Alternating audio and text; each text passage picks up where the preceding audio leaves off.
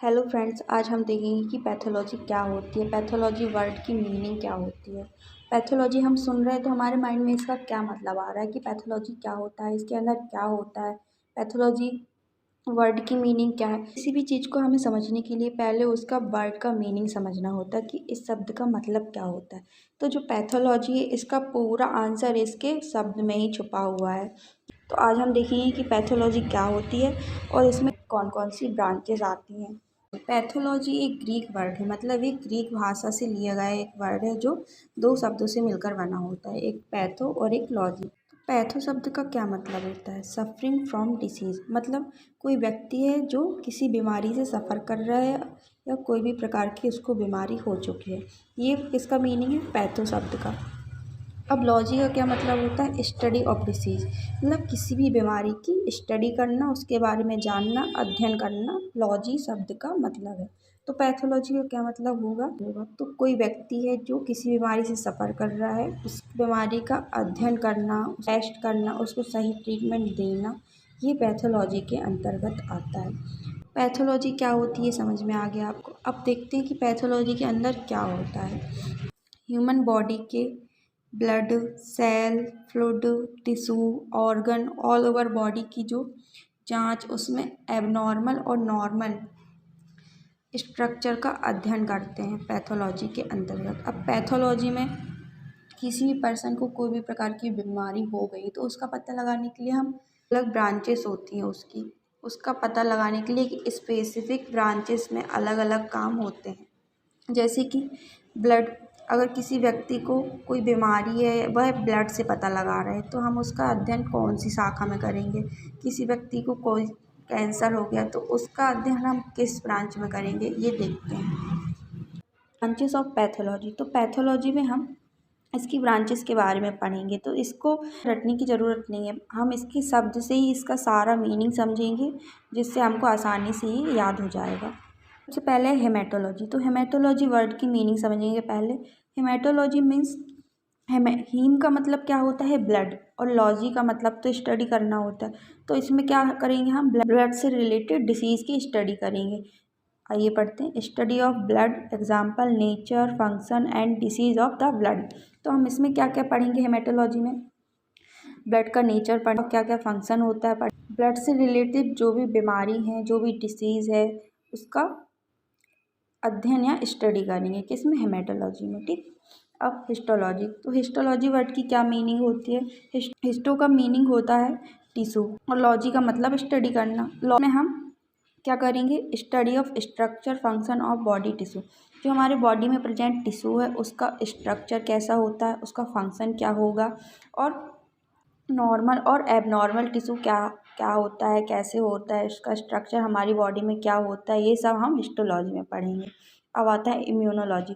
Immunology में क्या करते हैं हम? Study of immunity and the body defence mechanism. Immunity का मेन मतलब क्या होता है? रोग प्रतिरोधक क्षमता। इम्यूनिटी, हमारी इम्यूनिटी की स्टडी करेंगे, हमारी बॉडी में वो कैसे डिफेंस का काम करती है, डिफेंस मैकेनिज्म उसका क्या होता है, हमारी बॉडी में इम्यूनिटी क्या वर्क करती है, कैसे वर्क करती है, इम्यूनिटी कितने टाइप की होती है, ये इम्यूनोलॉजी में हम देखते हैं। देखते हैं साइटोलॉजी, तो साइटोलॉजी का क्या मीनिंग होता है? साइटो मीन्स सेल्स, हमारी कोशिका, जो हमारी बॉडी में कोशिका प्रेजेंट होती है, जिससे हमारी पूरी बॉडी मिलकर बनी होती है, उसको हम सेल्स कहते हैं। तो इसमें क्या स्टडी करेंगे? सेल से रिलेटेड स्टडी करेंगे। इसमें देखते हैं क्या लिखा है? Study of the form and function of body cells. हमारी बॉडी में सेल्स कैसे बनती हैं, उसका फंक्शन क्या होता है हमारी बॉडी में, उसका स्ट्रक्चर, ये सब भी हम साइटोलॉजी में स्टडी करते हैं, साइटोलॉजी ब्रांच में। देखते हैं बायोकेमिस्ट्री, तो बायोकेमिस्ट्री में क्या स्टडी करेंगे हम? Chemical composition of blood.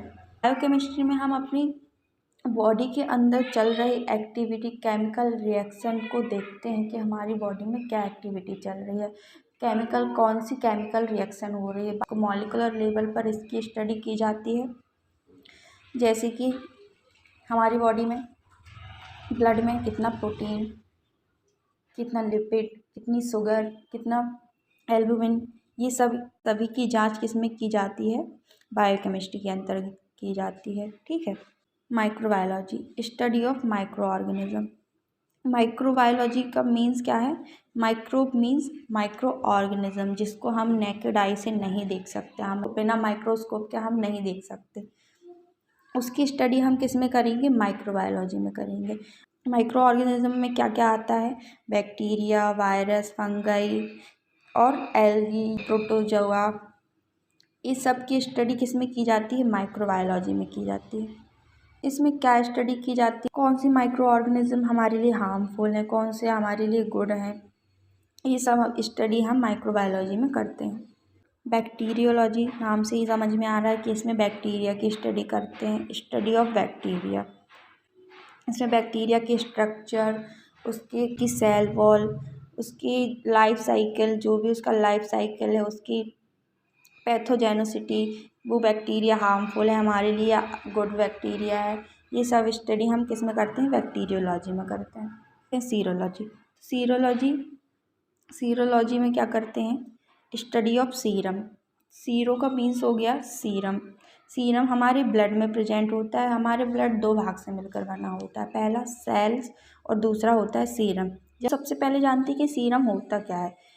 जब कभी हमें चोट लगती है या हमारा ब्लड निकलता है या बहता है तो वो जम जाता है या थक्का बन जाता है। उस थक्के से कुछ देर बाद पानी टाइप का या थोड़ा लिक्विड येलो कलर का जो फ्लूइड निकलता है, उसी को हम सीरम कहते हैं। उसकी स्टडी किस में करते हैं? हम सीरोलॉजी में करते हैं। समझ में आ गया सीरम क्या होता है।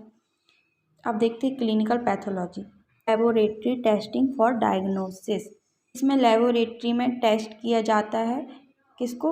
डायग्नोस करने के लिए, डिसीज़ को डायग्नोस करने के लिए, डिसीज़ का पता लगाने के लिए कि हमें किस टाइप की डिसीज़ हो गई है, उसका डायग्नोस करने के लिए इसमें कुछ टेस्ट किए जाते हैं जो क्लिनिकल पैथोलॉजी के अकॉर्डिंग आते हैं। क्लिनिकल पैथोलॉजी में क्या टेस्ट किए जाते हैं? जो हमारी बॉडी का फ्लूइड है, जैसे ब्लड, यूरिन, CSF, ये सब फ्लूइड, इसका टेस्ट करने के लिए हमको कौन कौन से टेस्ट करने पड़ते हैं? फिजिकल, केमिकल और माइक्रोस्कोपिक एग्जामिनेशन करने पड़ते हैं। जो अब फिजिकल केमिकल एग्जामिनेशन के अंदर भी बहुत सारे टेस्ट होते हैं।